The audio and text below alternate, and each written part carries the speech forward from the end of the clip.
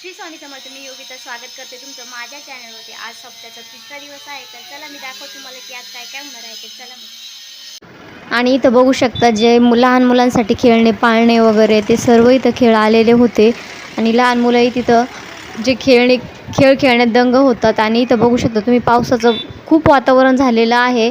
आणि आज होती आमटी भाकरीची पंगत. आता ज्यांना जसं जमेल तसं करून आणलं होतं, कोणी भाकरी कोणी पोळ्या. तर आपण लवकर आलेलो होतो. 1 ते 1.5 ट्रॅक्टर भाकरी किंवा भाकरी आणि पोळ्या जमतात. जर आमच्याकडं तुम्ही जर मागच्या वर्षीचा व्हिडिओ बघितला तर रसमांड्याची पंगत होती. आणि त्यातही आमच्या गावाकडील स्त्रिया कधीच माघार घेत नाही. ती रसमांड्याची पंगत असो किंवा आमटी भाकरीची, तर प्रत्येकजण आपल्या घरून 20-30 जसं जमेल तशा भाकरी पोळ्या करून आणतात. आणि इथं तुम्हाला मी दाखवलं होतं जी पहिल्या दिवशी मशाला आणतात ती अशा प्रकारे शेवटच्या म्हणजे सप्त्याच्या शेवटच्या दिवसापर्यंत ती तेवतच ठेवतात. तिथं एक जण असं बसतं आणि जे तेल आहे ते त्यामध्ये जी मशाला आहे त्यामध्ये ओतत असतं. आणि इथं सत्यनारायण पूजा चालू होती. तर आपले शनिदेव म्हटलं तर खूप नवसाला पावणारे आहेत. आणि जे कोणी काही नवस बोललेलं असतं किंवा काही ज्यांची इच्छा असेल ती बोललेली असते आणि ती पूर्ण झाली तर अशा प्रकारे इथं जे पूजा आहे ती केली जाते. आणि ज्याच्या त्याच्या इच्छेनुसार दान आहे ते देतात किंवा अशा प्रकारे आपलं जे पूजा वगैरे करतात. आणि इथं तुम्ही बघू शकता जे मुलं आहेत ते हरिपाठाच्या. आणि इथं जे आळंदी येथील वारकरी संस्था आहे तिथलेही मुलं इथं येतात आणि सहभागी होतात. मुलं मुली दोन्ही पण असतात. आणि त्यांना कसं त्यातील म्हणजे शिक्षण चालू असतं आणि ते यात खूप प्रावीण्य असतात. ते स्टेप बाय स्टेप म्हणजे जसं हरिपाठाचे चाल असते तसे ते करतात. तर आता आपण कसं यासाठी नवीन असतो तर आपल्याला एवढं काही त्यातलं जमत नाही, पण प्रयत्न करायला काही हरकत नाही. देव काय म्हणत नाही, तुम्हाला सर्व काही त्यातलं आलंच पाहिजे. पण मनापासून केलं तर खरंच चांगलं असतं. आणि इथं बघू शकता तुम्ही आता जी हरिपाठ आहे तो शेवटच्या टप्प्यात आलेला आहे. आणि इथं बघू शकता स्त्रिया कशा व्यवस्थित अशा ज्या आपला हरिपाठाचा ताल आहे त्यावरती नाचत आहे. आणि आता खूप संध्याकाळची वेळ झाली होती आणि पावसाचंही खूप वातावरण झालं होतं. आणि नंतर कीर्तनाला टाईम झाल्यानंतर कसं दुरून दुरून लोक आलेले असतात आणि त्यांना घरी जायचं म्हटलं तर मग कीर्तनाला 11 ते 11:30 होतात. आणि त्यामुळं जे हरिपाठ आहे तो आज थोडा लवकरच झालेला होता.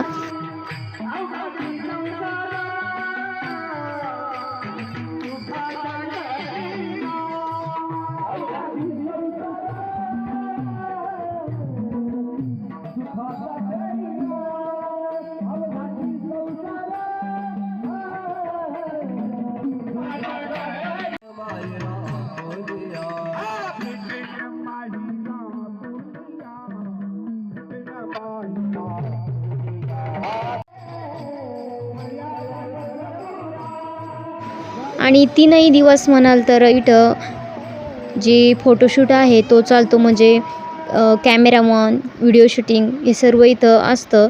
आणि फुगडी वगैरे खेळल्यानंतर आता इथं आरती चालू झालेली होती हरिपाठ झाल्यानंतर. आणि आरती झाल्यानंतर महाप्रसादाचा कार्यक्रम होतो.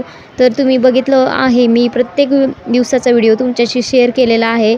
आणि जे आमटी भाकरी म्हणजे जी पंगत होती त्यासाठी या ट्रॅक्टरमध्ये भाकरी आणि आमटी ठेवलेली होती. तर ती आता आरती चालू असतानाच जे ट्रॅक्टर आहे ते मध्ये आणून ठेवलेले होते. कारण जी महाप्रसाद आहे तो देण्याच्या वेळेस जास्त विलंब होऊ नये. कारण एवढी जे सर्व पब्लिक आहे आणि त्यांना हा प्रसाद पुरवणं म्हणजे काही जोक नाही.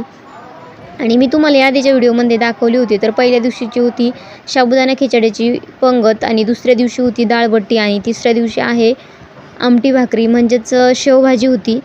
आणि शेवटच्या दिवशी असतं बुंदी आणि आपला खिचडी भात. तर तोही व्हिडिओ मी तुमच्याशी शेअर करणार आहे. आणि इथं बघू शकता आता प्रत्येकजण वाडेकरी एका पंक्तीत तुम्हाला दोन ते तीन जे दादा आहेत जे आमचे ग्रुपचे मेंबर आहेत ते दिसतील. आणि इथं आता बघा भाकरी आलेली आहे आणि कांदा वगैरे सर्वच इथं दिलं जातं. हे बघा शेवभाजी आणि भाकरी मस्त. आणि हे जेवण तर काही ज्या टेबल खुर्चीचं जेवण आहे त्यालाही मागं सारणारं असं हे महाप्रसादाचं जेवण असतं खरंच. आणि यासाठी खरंच मी तर समजते की भाग्यच लागतं की हा महाप्रसाद जो शनी महाराजांचं प्रांगण आहे त्यामध्ये आपल्याला भेटतो. आणि इथं आता हा संध्याकाळचा वेळ आहे कीर्तनाची 9 वाजता. आणि 9 वाजेच्या वेळेस आपण आलेलो आहोत कीर्तनाला. आणि कीर्तनाला टाईम होता तोपर्यंत मी तुम्हाला जे संध्याकाळचं शनी महाराजांचं मंदिरातील जे आवार आहे तेथील वातावरण दाखवते. तर तुम्हाला माहीतच असेल की शनी महाराजांना सावली चालत नाही, तर असं ओपनच शनी महाराजांचं जे स्थान आहे ते आहे. आणि इथे समोर दिसत असेल तुम्हाला तो होम आहे, जे नारळ वगैरे कुणी जर फोडत नसेल तर या जो होम आहे त्यामध्ये टाकतात. आणि इथं शेजारी तुम्हाला दिसत असेल होम, आणि तिथंच ती मशाल आहे. तर तुम्हाला मी आधी दाखवली होती, तर मी आता ती मशालही तुम्हाला जवळून दाखवते संध्याकाळच्या वेळेस. आणि खूप छान असं संध्याकाळचं वातावरण आहे. तर कीर्तनाला महाराज येण्यासाठी टाईम होता, तोपर्यंत म्हटलं चला आपले जे ताई दादा आहेत ज्यांना शनी महाराजांचे भक्त असतील त्यांना आपण थोडासा हा जो व्हिडिओ आहे तो शेअर करते. आणि खरंच आमचं जे देवस्थान आहे ते खूप जागृत असं देवस्थान आहे. आणि तुम्हाला ते शेजारी दिसत असेल ते दत्त महाराजांचं मंदिर आहे, त्याच्या शेजारी शिवशंकराचं आहे. आणि हे आहे सभामंडप. आणि इथं तुम्ही ती मशाल आहे ती बघितली असेल. आणि एक जण हा विणेकरू, जे हा विणा आहे तो प्रत्येकजण एक एक दीड तास घेऊन उभा असतं. जोपर्यंत सप्ताह चालू आहे तोपर्यंत हा जो विणा आहे तो खाली ठेवायचा नाही. तर हा विणा प्रत्येकजण एक एक दीड तास दिवस रात्र हा विणा घेऊन उभाच असतं. तर तुम्हाला आमच्या गावाकडील व्हिडिओ कसे वाटतात तर कमेंट करून नक्की सांगा. आणि कोण कुठून व्हिडिओ बघताय तेही मला कमेंटद्वारे सांगा. आणि खरंच खूप छान अशा कमेंट करा. तुमची एक कमेंट माझ्यासाठी खूप काही जे प्रोत्साहन आहे ते देऊन जाते आणि मला नवीन व्हिडिओ बनवण्यासाठी खूप काही अशी कल्पना सुचते. तर खरंच एक कमेंट करायला काही होत नाही.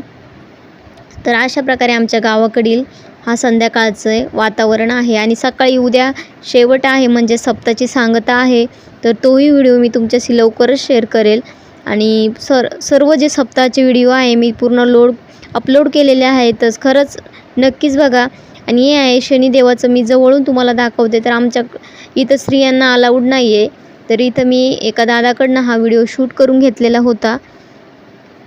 आता तुम्ही म्हणत असाल असं का बरं, तर ही आमची जुनी प्रथा आहे. शनिदेव महाराजांच्या जे मंदिर आहे तिथं स्त्रिया जात नाही, आणि ती प्रथा मला बदलण्याचा काही हक्क नाही, त्यामुळं मीही तिथं गेलेले नाही. आणि अशा प्रकारे डेकोरेट केलेलं होतं. तर इथं झालेलं होतं कीर्तन चालू, आणि ही तुम्हाला दिसत असेल गर्दी. आणि खूप पावसाचं वातावरण झालं होतं, त्यामुळे कीर्तनही थोडंसं लवकरच संपलं होतं. तर चला, धन्यवाद व्हिडिओ बघितल्याबद्दल.